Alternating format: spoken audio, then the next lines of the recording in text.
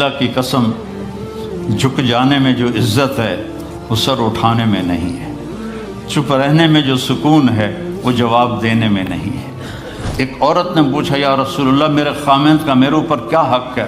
آپ نے فرمایا تیرے خامند کے جسم پہ پھوڑے نکل آئیں اور ان میں گندا پانی جمع ہو جائے اور تو زبان سے چاٹ چاٹ کے اس کے زخم صاف کرے تو بھی تو نے خامند کا حق ادا نہیں کیا۔ دونوں کو بیلنس کیا ہے۔ بہترین مسلمان وہ ہے جس کا بیوی کے ساتھ اچھا سلوک ہو۔ جب تک آپ کو صبر اور برداشت کرنا نہیں آئے گا آپ کی زندگی خوبصورت نہیں ہو سکتی۔ غصے کو پینا سیکھو، غصے کو دبانا سیکھو، غصے کے وقت چپ رہنا سیکھو تو آپ کی زندگی بڑی خوبصورت ہو جائے گی۔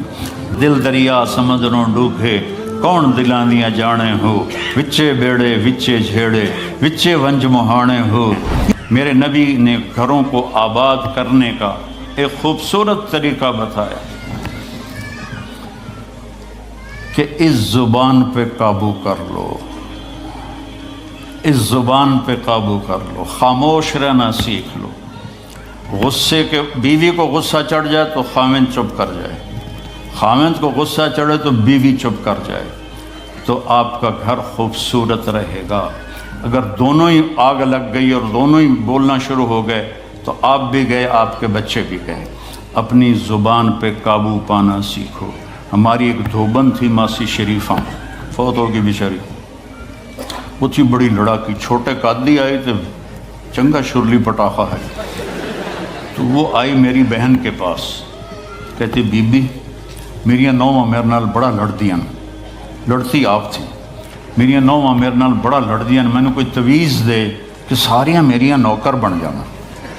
اب میری بہن کو تو پتہ تھا کہ ماشاءاللہ آپ سوا سیر ہے، تو میری بہن تویز گنڈے کا ہمارے ملک میں بڑا رواج ہے، تو ایسے الٹی سیدھے لکیریں لگا کے نا تو رول کر کے چھوٹا سا بنا کے نا کہا کہ ماسی جب تیری لڑائی ہونے لگے تو یہ تعویذ تم نے یہاں رکھ لینا اور چک مار لینا ایسے، اور اس کو گرنے نہیں دینا، گر گیا تو وہ تیری خیر کوئی نہیں۔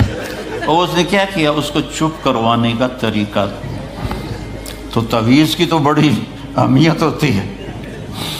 تو ایک ہفتے کے بعد آ گئی، بی بی تو بڑا چنگا تویز دیتا، ساری لڑائی ختم ہو گئی کیونکہ ماسی شریفہ چپ ہو گئی۔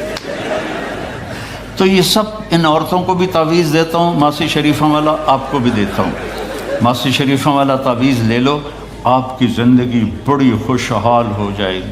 اللہ کی قسم جھک جانے میں جو عزت ہے وہ سر اٹھانے میں نہیں ہے، چپ رہنے میں جو سکون ہے وہ جواب دینے میں نہیں ہے۔ آپ خاموش رہنا سیکھو، آپ اپنے بچوں کو عزت دینا سیکھو، اپنے بچوں کو ٹائم دیا کرو۔ یہاں مرد کی بھی جاب ہے، عورت کی بھی جاب ہے، تو بچے نظر انداز ہوتے ہیں، ان کو ٹائم دو۔ میرے نبی نے فرمایا اکرموا اولادکم، اپنی اولاد کو عزت دو، اور آپ نے فرمایا خیرکم خیرکم لأہلہ، سب سے بہترین مسلمان وہ ہے جو بیوی سے اچھا سلوک کرے۔ اور ایک عورت نے پوچھا یا رسول اللہ میرے خامند کا میرے اوپر کیا حق ہے؟ آپ نے فرمایا تیرے خامند کے جسم پہ پھوڑے نکل آئیں اور ان میں گندا پانی جمع ہو جائے اور تو زبان سے چاٹ چاٹ کے اس کے زخم صاف کرے تو بھی تو نے خامند کا حق ادا نہیں کیا۔ دونوں کو بیلنس کیا ہے۔ بہترین مسلمان وہ ہے جس کا بیوی کے ساتھ اچھا سلوک ہو۔ آپ نے 11 شادیاں کی، یہ شوق کی نہیں تھیں، یہ اللہ کے حکم کی تھیں اور ہمیں زندگی سمجھانے کے لیے تھیں کہ آپ یہاں رہو یا کہیں اور جگہ رہو، جب تک آپ کو صبر اور برداشت کرنا نہیں آئے گا آپ کی زندگی خوبصورت نہیں ہو سکتی۔ غصے کو پینا سیکھو، غصے کو دبانا سیکھو، غصے کے وقت چپ رہنا سیکھو تو آپ کی زندگی بڑی خوبصورت ہو جائے گی، بہت حسین ہو جائے گی۔ زندگی اندر ہے، باہر نہیں۔ اب رولز رائس میں چڑھ کے کوئی اچھی زندگی نہیں گزار رہا ہے، لائف تو اندر ہے۔ دل دریا سمندروں ڈوبے کون دلاندیاں جانے ہو، وچے بیڑے وچے جھیڑے وچے ونج مہانے ہو۔ یہ اندر ہے، لائف اندر ہے۔ اور کیا لطف انجمن کا جب دل ہی بجھ گیا ہو، جب اندر بجھا ہوا ہو تو پھر باہر کی چیزیں کوئی مزہ نہیں دیتی۔ عاصم کے مرنے کے بعد ہمیں کوئی شے اچھی نہیں لگتی، حالانکہ لائف ہر نعمت موجود ہے، سب کچھ موجود ہے۔ میرے بیٹے کا نام عاصم تھا جو فوت ہوا ابھی جب 36 سال کی عمر میں، تو کوئی شے اچھی نہیں لگتی کہ اندر ویرانی آ گئی۔ یہ اندر میں خوشحالی ہو، اس کے لیے صرف ایک ہی دوا ہے، وہ ہے محمدی بننا اور محمدی اخلاق کو اختیار کرنا، اللہ کے نبی کے طریقے پر چلتے ہوئے اپنی جان سے لڑائی لڑنا۔ ایک ہمارا دوست تھے، وہ تبلیغ میں گئے تو ان کو داڑھی رکھنے کا شوق ہو گیا، اب بیوی ان کی رکاوٹ بنے، کیا داڑھی رکھو گے تو مجھے طلاق دینی ہوگی۔ اب وہ کافی دیر بیچارے سوچتے رہے، ایک دن ان کو ترکیب سوچی، آ کے بیگم سے کہنے لگے میرا جی چاہ رہا ہے کہ میں دوسری شادی کروں، لیکن میں سوچتا ہوں پہلے داڑھی رکھوں یا پہلے شادی کروں۔ تو ان کی بیگم نے کہا پہلے داڑھی رکھ لو، پہلے داڑھی رکھ لو۔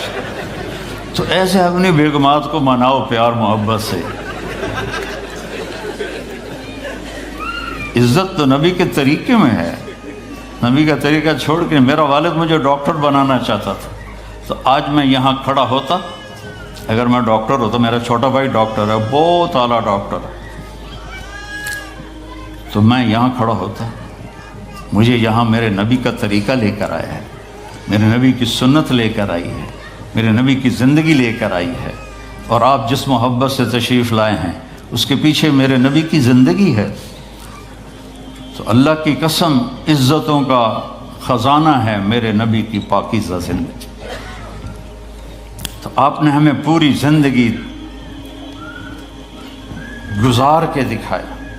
حضرت عائشہ کی دلداری فرما رہے ہیں، عائشہ انہو لیہون علی ان اریتک زوجتی فی الجنہ، عائشہ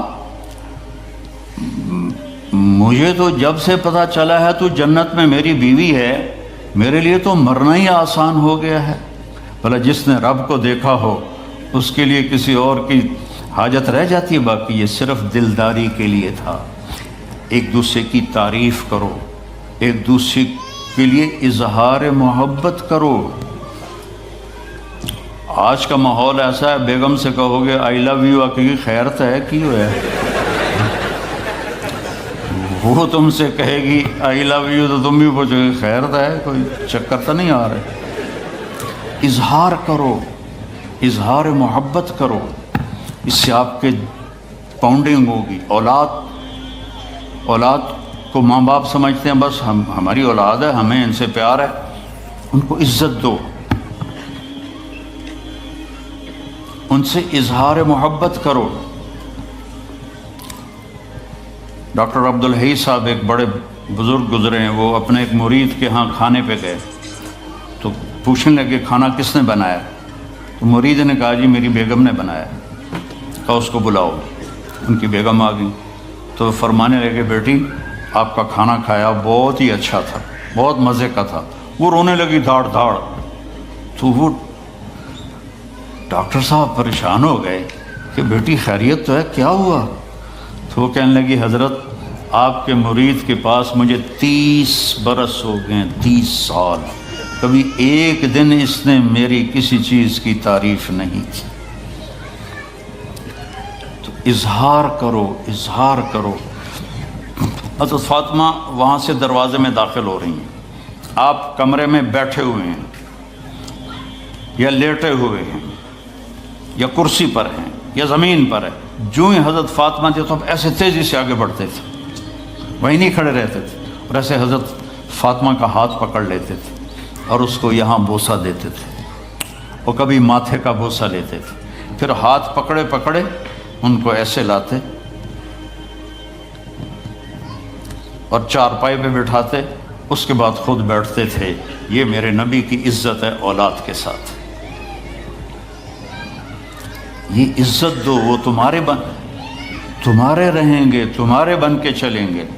ان کو نصیحت کی ضرورت نہیں ہے، ان کو تمہارے پیار کی ضرورت ہے۔ اور جب اللہ کے نبی حضرت فاطمہ کے گھر جاتے تو حضرت فاطمہ یہ کرتی تھی، وہ کھڑی ہو جاتی، آگے بڑھ کر اللہ کے نبی کے ماتھے کا بوسہ لیتی، پھر ان کا ہاتھ پکڑ کے ان کو چارپائی پہ بٹھاتی، پھر خود نیچے بیٹھتی تھیں۔ تو اظہار بہت بڑی دوا ہے، بہت بڑی غذا ہے۔ انسان محتاج ہوتا ہے اچھے کیے کہ وہ تعریف چاہتا ہے، خوشامد نہیں ہے، خوشامد حرام ہے، اور تعریف واجب ہے کہ اس کی حوصلہ افزائی کرو۔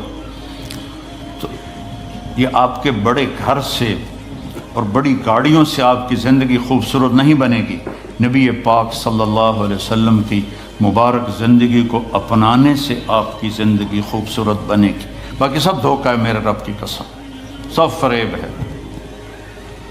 کچھ سال پہلے یہاں سے کوئی بڑے تاجر کی بیگم گئیں وہاں لاہور، تو مجھے انہوں نے ملنے کی خواہش ظاہر کی، تو ملانے والے نے کہا کہ یہ خاتون کے جو خامد ہیں وہ پاؤنڈ میں اربوں پتی ہیں، پاؤنڈ میں۔ ٹھیک ہے، وہ آ گئی اور آ کے رونا شروع کر دیا کہ لوگ مجھے سمجھتے ہیں میں بڑی خوش قسمت ہوں، بڑی دولت ہے، بڑی گاڑیاں ہیں، لیکن میں سب کو کیا کروں، میرے خامد کا سلوک ہی اچھا نہیں۔ ہر شے اس نے زیرو کر دی کہ سلوک اچھا نہیں۔ اس کے چند دن بعد ایک اور واقعہ پیش آیا۔ ایک نوجوان میرے پاس آیا کہ حضرت اللہ نے دنیا کی ہر دولت دی ہے، ہر شے دی ہے، لیکن میری بیوی کی زبان 30 فٹ لمبی، میں کہ 29.5 فٹ کٹ دے باقی ران دے، کہ اس کی زبان بڑی لمبی ہے، میں تنگ، اگر بچے نہ ہوتے تو میں اس کو طلاق دے دیتا۔ تو بھائی بہنوں، بچوں بچیوں، اگر زندگی کو خوبصورت بنانا ہے تو نبی کا طریقہ ہے، اللہ کی قسم اس کے سوا کوئی طریقہ نہیں۔